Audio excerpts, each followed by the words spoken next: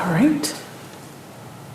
Good afternoon, Sangha. We're excited to have you back with us this week.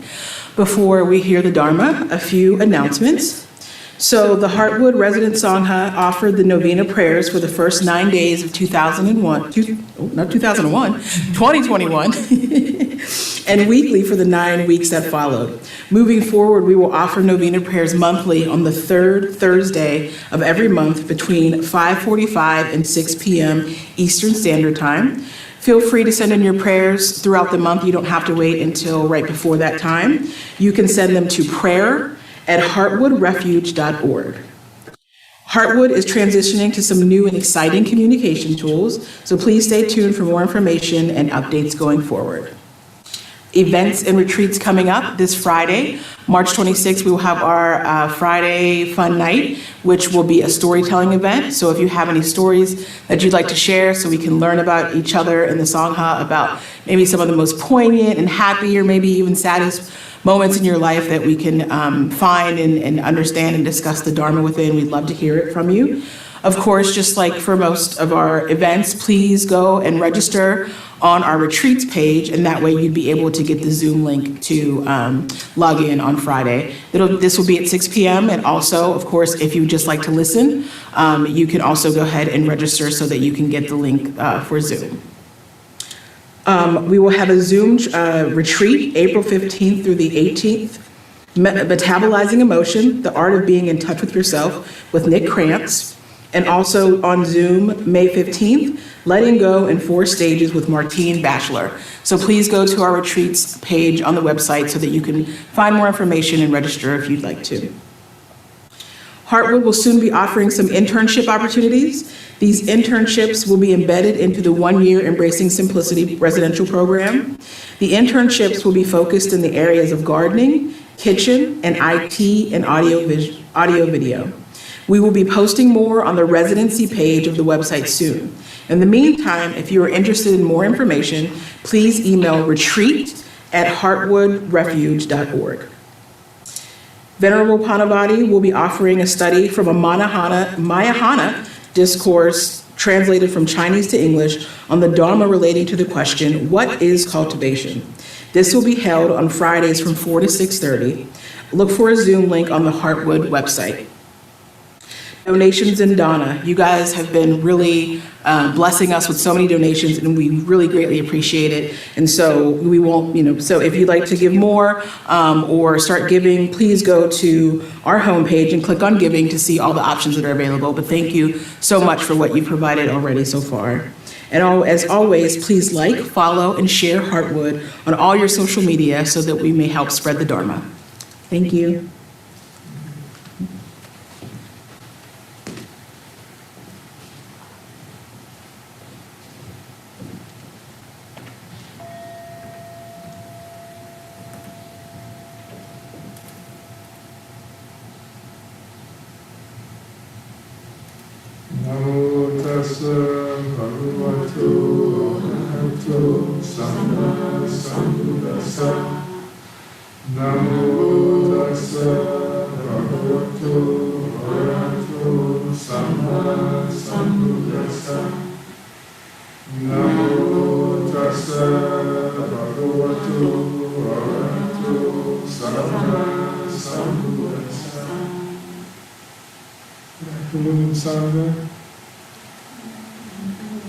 And I hope everyone is doing well out there in Zoom land. I hope everyone is doing well. I hope all of your family is doing well. And again, one of the recourses that we established here was that for those who weren't faring well, had relatives that weren't faring well, family members that weren't faring well, that we can put them on the novena list and energize their work to get back to well-being and happiness and balance. So keep that in mind in case something's going on. Maybe it doesn't have to be family, it can be neighbors, friends, but we all are in this together, and we'll all get through this together. So that's that. Now, since I was here last, I understand that you guys are working with a different format of of discussion and study. So,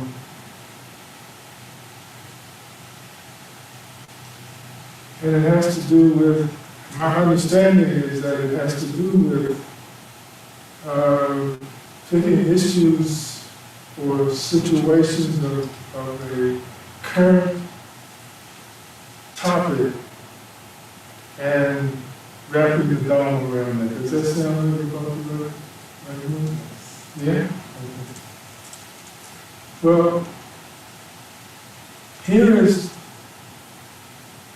my contribution to that curriculum. First, let's remind ourselves of all of the people and the families who are suffering all over the world just because of the coronavirus. And then let's specifically, for a moment, think about the families and relatives who were impacted by the violence in Atlanta this past couple of days. And what I would like for you to do is to think about what you remember about the event of that tragic afternoon. And we will apply some Dharma to that. So that's what I understand that we do. We give a title, and then we go into meditation and think about it, and then we come out and discuss it. Is that about correct?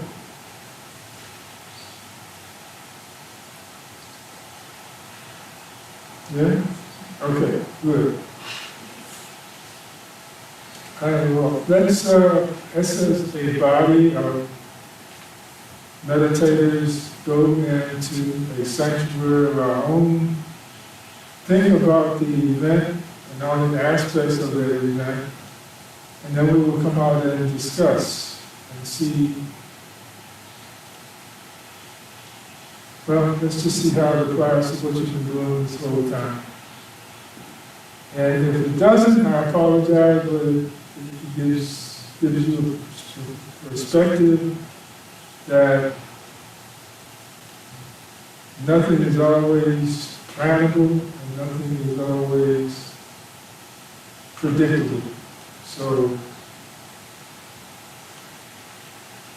let's meditate. How long do you meditate? We actually had to meditate just on the topic. Just talking? Okay, so we did a topic, like the shooting in Iran, and then we talk about it without meditating on it? Well, generally, Venerable has some words to share. We kind of go from there. Oh, okay. I like the idea of meditation. You do? Okay. At least a brief time for us to just All right. take in like you're saying. Okay, well, here's my thoughts about it. And we'll see if that works for people. And if not, then we work with a most capable of working, and we'll discuss that. So, I'm sorry, they're having a little trouble online hearing us, so I want to try to. Did you take your mask off, Conrad? yeah.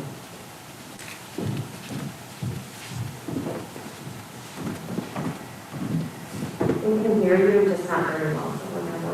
Okay, talking through the mask. Can you hear better now? I think that would help the sound without the mask. Okay. There's a little background because.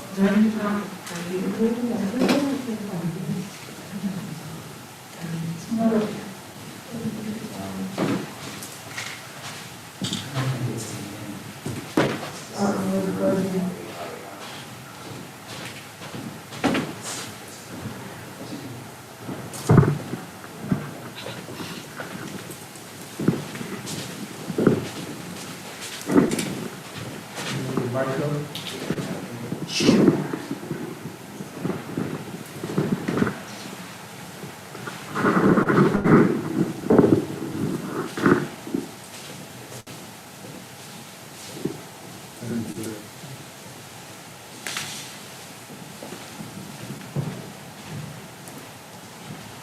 Okay, I'll go first. We'll trigger from around the room and from our Zoom audience out in the world. Can you ask them if they can hear me clearly? Just give them ask them if they can hear this, thumbs up. Okay, can you hear me clearly in the Zoom room? Give me a thumb, I got a thumbs up, yeah.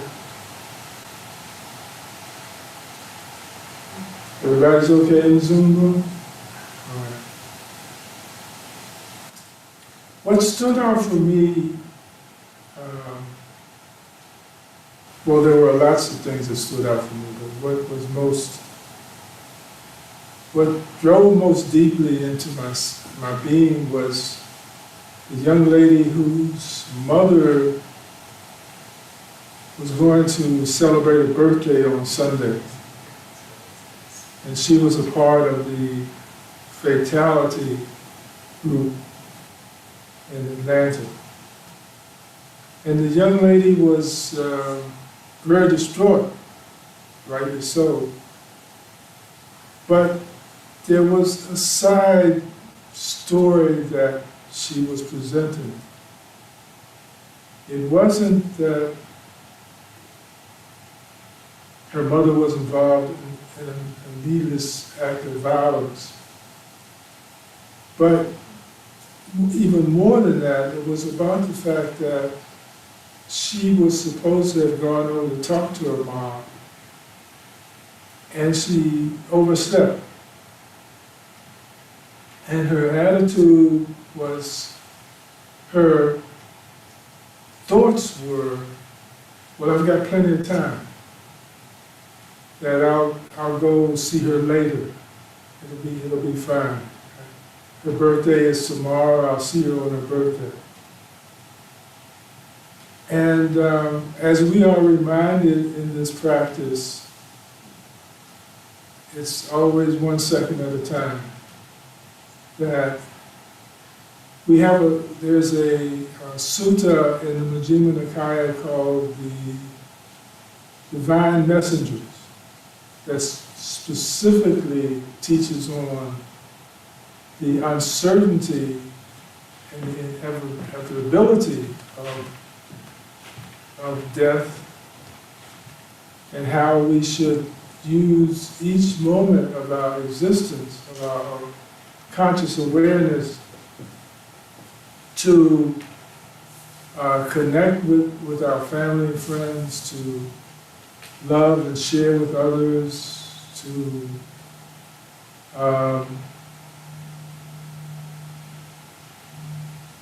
be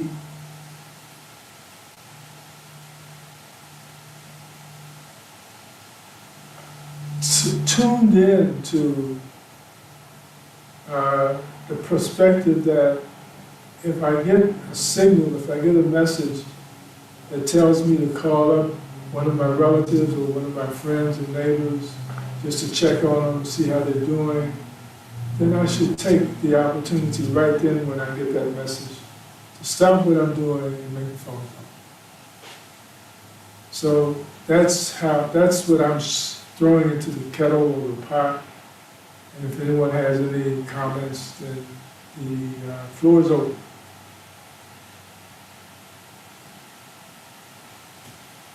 Yes.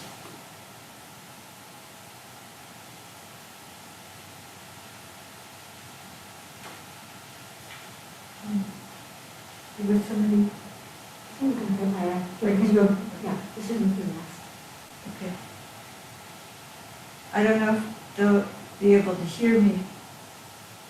I remember I just get snippets on my phone about what's happening and that there is violence in the world and it's based on some misperception, hatred that's fueled by confusion, by ignorance. I felt very sad. Even now I want to cry. And then And I was thinking about also George Floyd and others that are just, because of a misperception, because of ignorance, and people thinking that they're solving the problem by acting violently, and that this is their dukkha expressed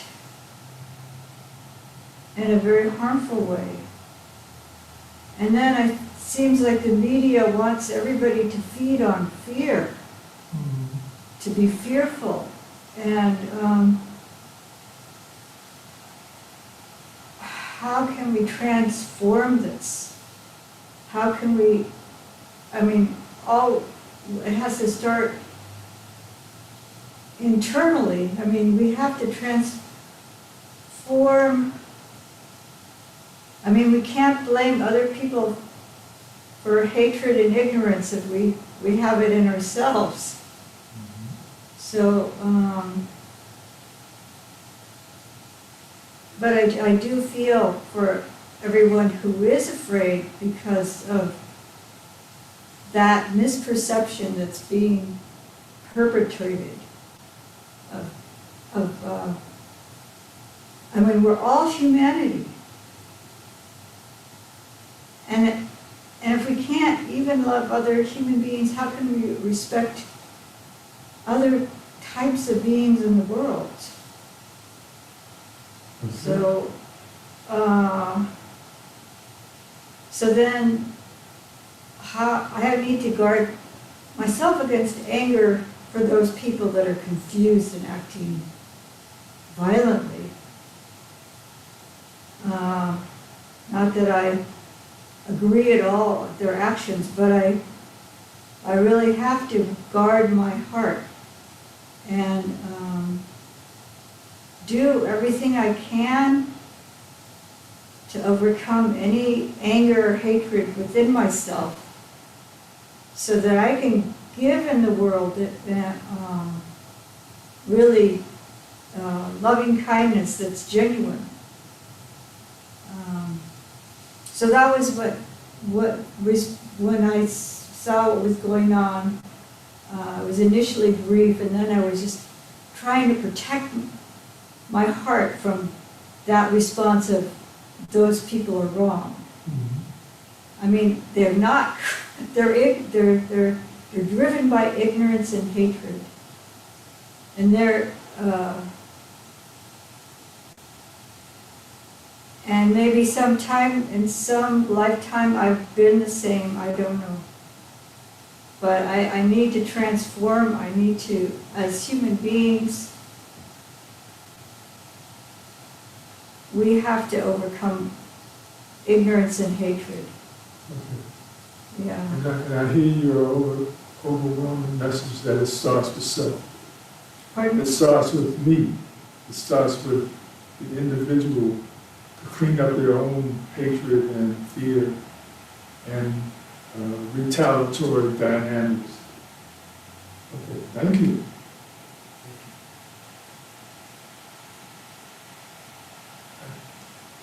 Do we have any hands in the Zoom room? Okay. Yeah, greetings, everyone. I was talking with my partner yesterday about kind of the degrees of hatred. And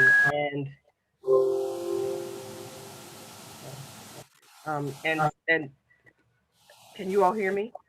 Yes. Okay. And so we were saying how you know the police officers that kind of have the power of the state to kill, the license to kill, are of a slightly different mental state than someone who randomly goes into a mall or a public place and kills several people at once. But like the sister was saying, I was just thinking about like how to be of service, because it just seems like there's a lot of mentally deranged folks that are out there right now. And sometimes it's hard because the first thing that happens is the media will first, say, oh, that person had a history of this and that. And there's like disparities with who the media is compassionate, the profiles of who the media is immediately compassionate with.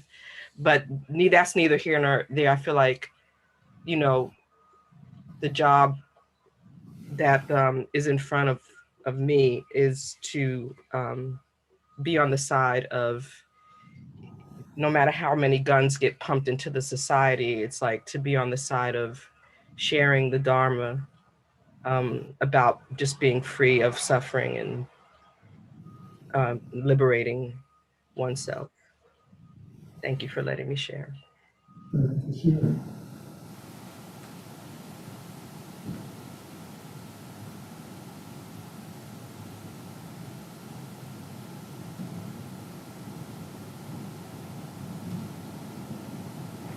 Hi, I was noted, you asked it one last week, or I think it was you, or it may have been Venerable Panwati, who talked about, instead of asking why, how, and how the Buddha really gave us the steps so that it comes to perception. So if, for instance, the police, because that's the most, because Imani just mentioned, if the police perception that the communities they're walking through and are supposed to protect are dangerous, then their next action is an action of protection, instead of an action, not protecting themselves, as opposed to connecting. And very much somehow these guys, there's a population that feels that the communities that they're walking through, that they're living with, are dangerous, as opposed to companions, or in the police, somebody they need to protect. So that without even personalizing it, the processes that we've learned and studied are right there. The contact, it's unskillful, it's aversive, and the perception that this is an enemy. And then the next act, I think somebody talked about, the next step, what we do about it, is where all this this danger and where, not danger, where the killing and hurting are coming from. And now it's happening based, I mean, it's often happening based on race and culture and how we're perceived. Anyway, so it's just interesting to me that we have the steps, like the question, not why. There's a big question of why that we can work with. But in this practice, we've learned the how, and it's the same steps, contact all the way down the line until we get to the consciousness. And that's kind of where I can bring a new consciousness, and my practice can be an example. And it's a small thing. It's that thing when I first came in, they said, if you change your heart, you change the world. And I'm like, yeah, but I still got to change the world. But back to that is very helpful for me. It helps me to understand some of it. Thank you. So we all then have a responsibility to make sure that our own inner heartfulness is clean before we decide to go out and help someone else get theirs together, right? Is that what you're telling us? Yes, that if there's an action or a responsibility, it's internal, but it's also an understanding of what's going on in front of me and around me. Okay. There are times when I wonder whether we as a group are capable of discerning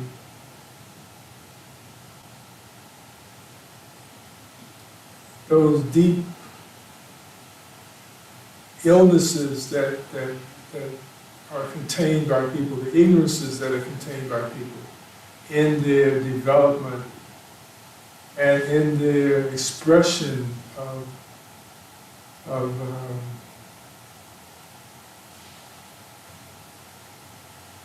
how to remedy the situation that they find themselves in. However, I do agree that if we, as a group, just remember when we are criticizing or finding discrepancies or faults in others, that we make sure that we tend to our own first. And it is my belief that if we stay focused on our own presentation, if you will, our own sharing with the rest of the world, that we stay focused on the responsibility that each of us as individuals have to offer the best gift possible, then we won't have time to get fearful or angry at anyone.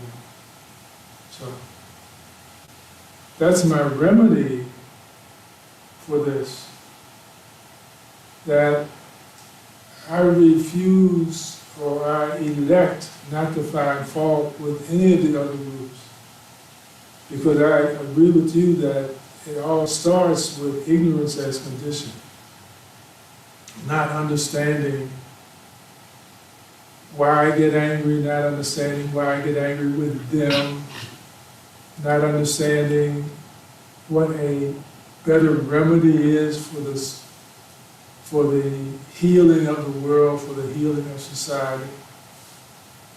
And you certainly can't, or I would not recommend that we get angry at others who are dealing with a faulty perspective about how life should be and who is the good guys and who are the bad guys, and what is it that I should be able to do to remedy that outside of myself. In other words, there are more people than not who feel that the first step is to change those that I see, the other, to make them better, different, or to eradicate them. So this is where we get the genocide situation. So if I can be mindful, and if I can encourage others to be mindful, to just keep their focus on themselves, on their own heart,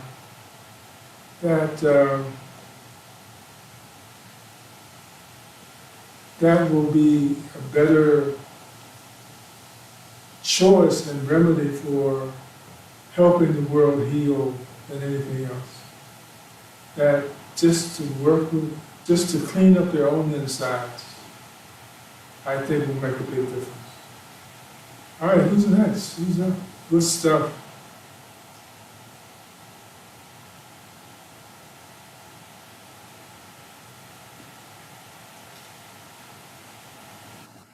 I can share. It's okay. In okay. In terms of keeping the focus on myself, I just had a little, just tiny little interaction with somebody who I'm living with here, and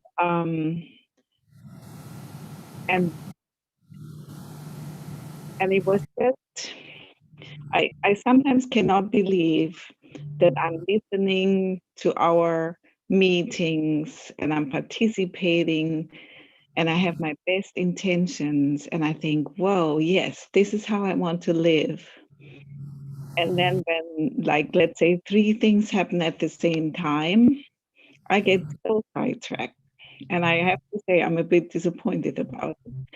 It was something like, I wanted to do the person a favor. I've said it yesterday and I didn't have time, so I repeated it today. And on each of these instances, the response was, but don't do it if you get frustrated. And I said, no, like this morning, I said, no, it's not about that. I just want to do you a favor. But she said what she said, because occasionally when I do so much, because we are living together and nothing comes back, I do get frustrated. And I was like, see, I was trying to do her a favor. I got reminded of my frustration that happens sometimes. And then I got just frustrated again, that I'm just reminded of my frustration. And so I sometimes I'm just thinking I'm so far away from how I would really like to be. And then I'm thinking, well, it's not supposed to be so much about me at all. And I just find it hard to stay with myself and just keep on doing it rather than having little judgments or feelings about it. And maybe this is just a good place to share it right now. Thank you. Thank you. And it's interesting to notice that when we become more and more aware of our own shortcomings, it's easier then to continue to love the other that we are doing a favor for. We don't jump into judgment for them. So keep up the good work. That's great. And go back and tell the other people that you love them too. Because you've already had your issues and your disappointments with them, your frustrations with them. So go back and tell them that you love them. And that helps to heal the tear in the relationship and in the heart. All right, that's great. Anyone else? Panyadeepa? Hello, Tim. How are you? Good, thank you. How are you? Wonderful. It's good to see you. Thank you. I was struck by the comment that you made about the woman and her mother, and how many times I have postponed being in touch with somebody, not listened to the thought that I had of them, even if it's a recurring thought, and just gotten on the phone and given them a call. And it's reflecting on that is making me aware of how sacred I take my plans to be, that unwittingly I've given my agendas sort of a sacred central status in my life, to the exclusion at times of people I love, and that there's a heavy price to pay for that. So there has been a couple of times, and just wanted to put that out there, that that's something that I'm sitting with right now. Wonderful. Thank you for sharing that, Jim.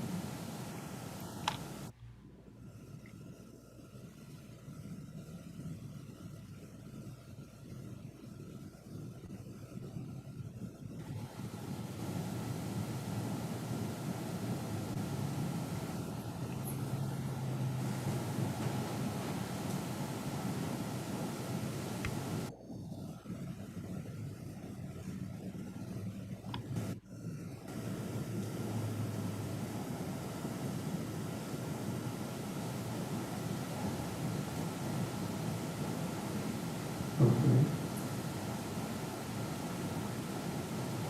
I want to share.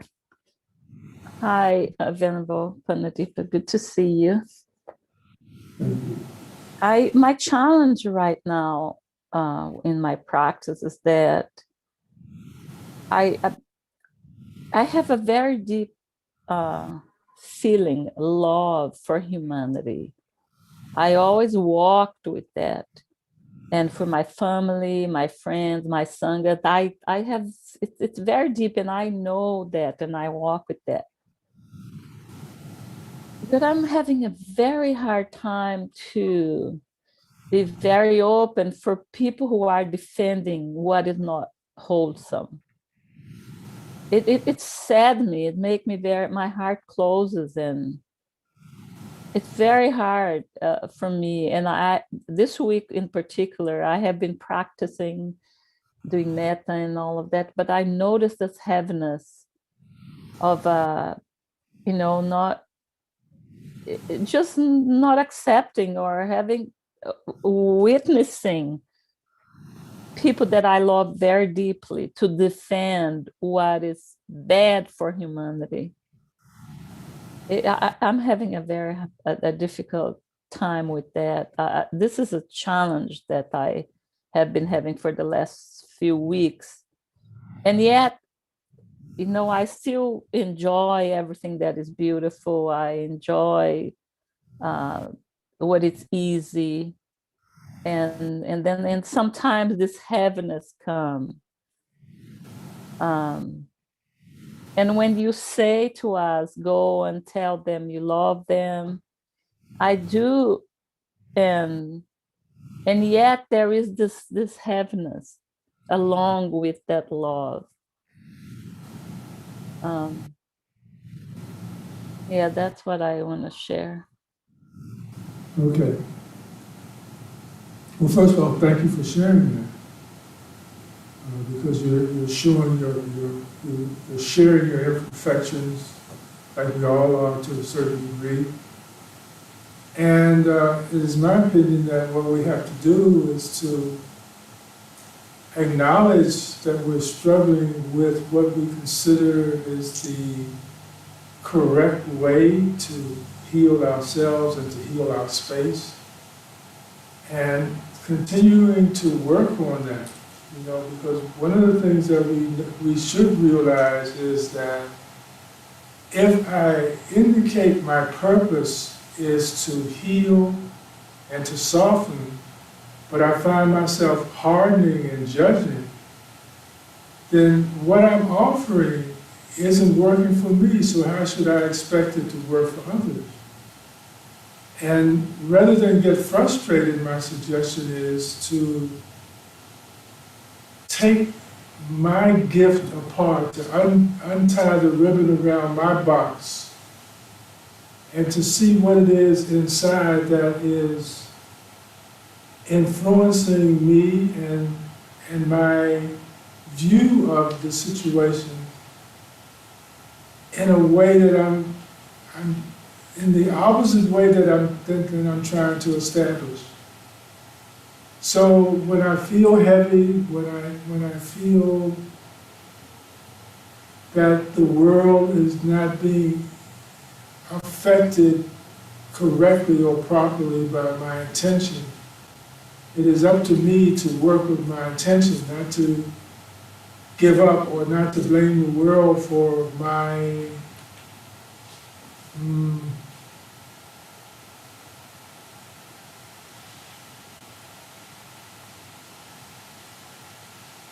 my perceived ineffectiveness on the situation. I would recommend that you become encouraged by what you discover, knowing that that discovery means that you are up to your elbows and knees in the situation, that you're actually there, you're actually working with it. But now you are also realizing that it's not as easy as it appears to be, that it takes more compassion than I'm giving. It takes more love and kindness than I'm giving. So I've got to make sure that I give more and more and more and more until I start to feel a shift in my own body being. And when I'm able to do that, then I realize that the reality of existence is also feeling that same shift that I'm feeling on the inside. It gets easier to do because you become more proficient in doing it. So don't give up. Keep working with it. Don't contaminate it with a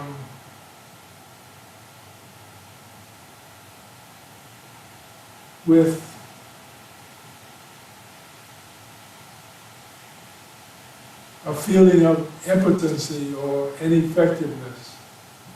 that's not helping the situation, and you're feeling that blowback.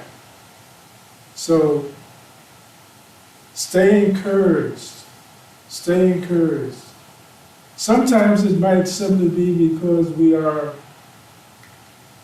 taking on more than we are prepared to work with at the present moment.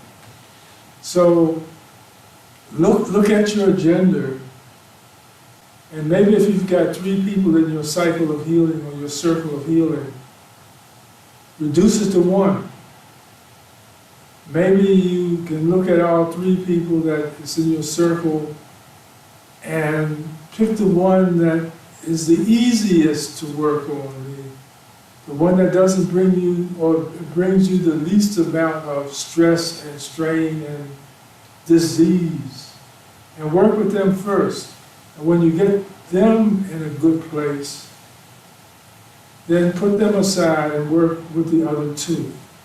Sometimes it's just indicative of the fact that we're picking up more than we are capable of addressing and correcting at the time that we're working on it. Because the one thing we do know, and the one thing that I can share with the utmost authenticity, is that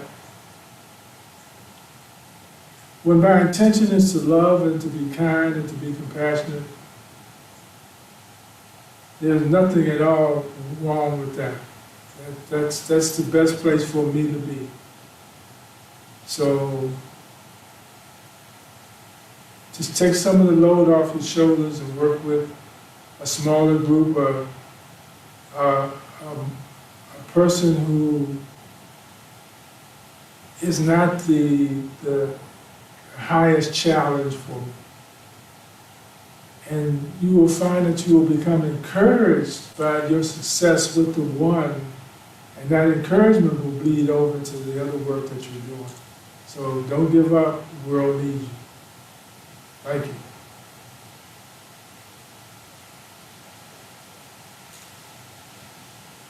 Yes. Greetings, Pana, Deepa, it's Joshua. This reminds me a lot of how do we love those who are the most difficult to love? That's what it reminds me of. And I sometimes I think about my own life, and there have been times in my life where I've been very acerbic or persnickety and just, very difficult to get along with. And those were times when I was hurting the most on the inside. So for me, it helps, although it doesn't bring about total understanding, it helps to sometimes think about how those people that are the most difficult to love are the ones who need it the most. And that, you could see that microcosmically or macrocosmically. I mean, I in the world today, with a lot of the problems that are going on, a lot of the people that are acting the most hateful in the world are the ones that feel, for whatever reason, the most threatened. It also feels, I'm not wanting to make a political statement, but a lot of my family voted for someone not, several years ago that was not necessarily someone that I thought embodied compassion. So here were people that I knew that I loved, as Fatima was saying, people that I loved who were not bringing about something, in my opinion, that was good for the world. And I felt really that they needed my love, and they needed loving, maybe not pushback per se, but loving relationship, and not to leave them in isolation just because of their ideas. They needed it even more than I ever would have thought. A lot of times the message that people are presenting of anger or not being approachable or pulling away from the world, those are just, they're kind of the opposite of what they really feel. They really feel very hurt or threatened or afraid. So much is based on fear, I think. That doesn't that sometimes helps me, in case it's helpful to anyone. It sometimes helps me to muster more compassion within myself for those who seem, in my mind, less deserving, because in effect, everyone's deserving of compassion, even the ones that are difficult to have compassion for. Especially those. Yeah, just thought I'd mention that as an aside. Thank you. Thank you. Wonderful. Thank you.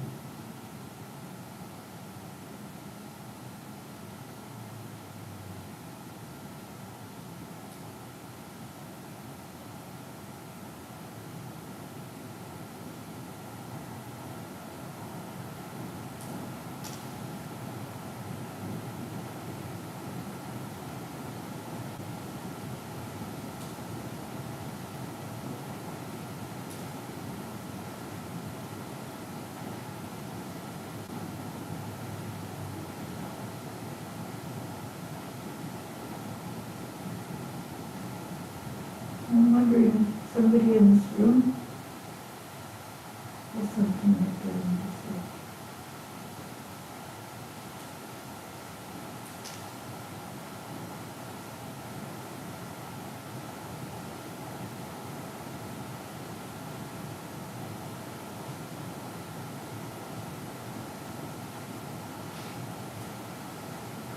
Thank you, everyone, so much for sharing. It's helped me kind of sit with my own thoughts and kind of go deeper and deeper. And what I'm hitting right now is that I feel that I'm still looking for and clinging to a strong desire for a sense of like a worldly truth, where I don't want to give, I don't want to say I don't want to give compassion to the perpetrator of Atlanta, and then I don't know if everyone saw that just yesterday there was also another mass shooting in Colorado. And while in a spiritual level, I understand, as we were saying, like, you know, we need to have compassion. These are the people who are suffering the most and feel the most threatened. I still keep coming to this point of like wanting to be like, no, you know, this is just not going to be tolerated. We're not going to make excuses, and no one's doing that. But what I understand, what I'm sitting with for myself, is that it can, at least the way I'm understanding it now, is that I keep coming to a level of wanting to have some baseline of like worldly, like, nope, this is just wrong and we're not going to tolerate it in any way. And rather than wanting to get deeper into the truth of, you know, of love and compassion, and that this is, I even have on my room, we had read something in one of our classes, and it says, the Buddha had shared a sutta where he was saying, like, if two men grab you and they're about to throw you into the fire, like, let go of your surprise, or something like that. And so, if I'm making sense, it's that these things happen in the world, and it's still our duty as practitioners to still have love and compassion. And so I understand that, but this is helping me see that there's still a part of me that feels like there's some line where some people just don't seem to be redeemable, or some things just shouldn't be okay. And so that just came up for me as we were talking. Do you see spaces within yourself, though, that you can stuff, STUFF, stuff compassion and gentleness in those cracks, realizing that sometimes when we see errant behavior outside of ourselves, it's not up to us to correct that or judge that, but it's for us to go inside and find it within ourselves and relieve ourselves of that same energy that we've condemned from others. And you know, the more they struggle with what your perceived common sense is, the more responsibility I have to make my love stronger, the dynamic of my love stronger for them, you know, it becomes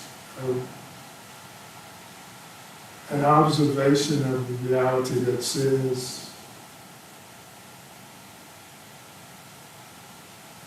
the more you hate me, the more I'll love you. And I'm not gonna, anything else requires or expresses a conditionality. You know, if you do what I want you to do, if you behave like I want you to behave, then I'm really gonna shower you with good stuff. But if you fall off and you don't do it, then I can't do that. I'm gonna crack the whip on you. So, one of the things that I always say is that I remind myself that I just got perfect yesterday. So I give him some slack. Give him some slack. Yes. Can I say something? Yes. I'm thinking about what Shanna is saying, and I don't think anyone is saying that what the perpetrators did is okay. No one's giving them permission to do that. It's just that they're heir to their karma, and they're gonna have to face whatever consequences for their actions. And I'm not a police officer or a judge or anybody like that can do anything about what happened.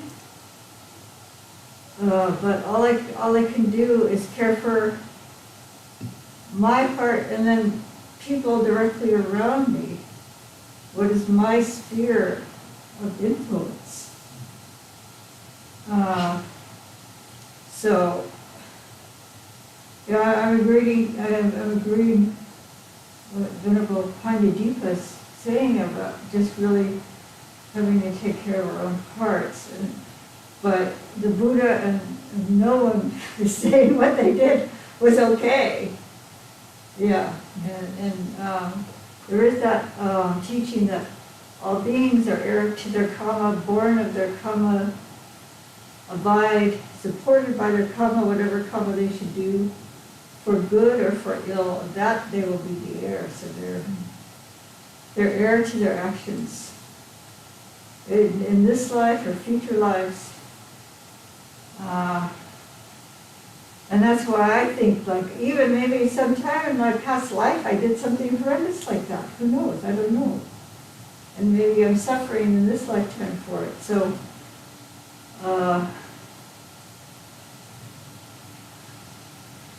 yeah, the biggest thing is right here. I think that taking care of this being, each person. And then from there, responding to the world. Okay.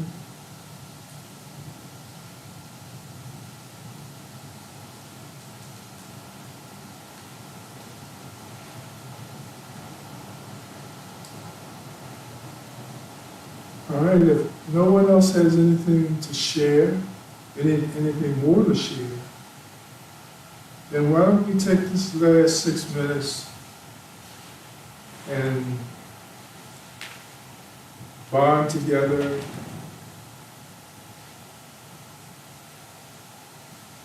and just generate as much loving kindness as we can possibly do. Because the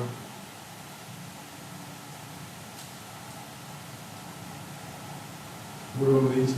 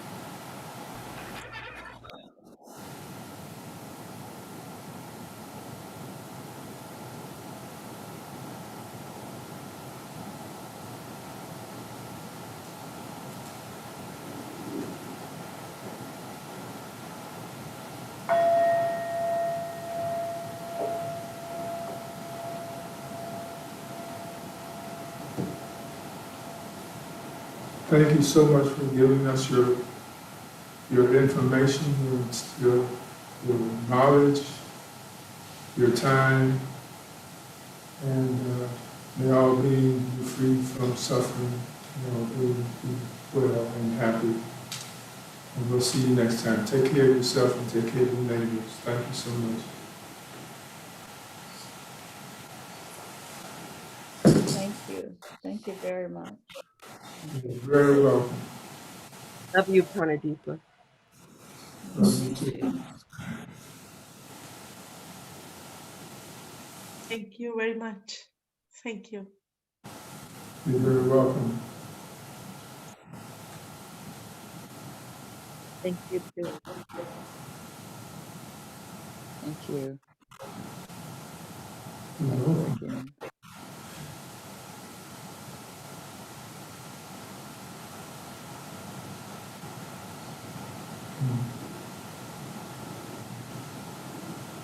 Nobody wants to go home.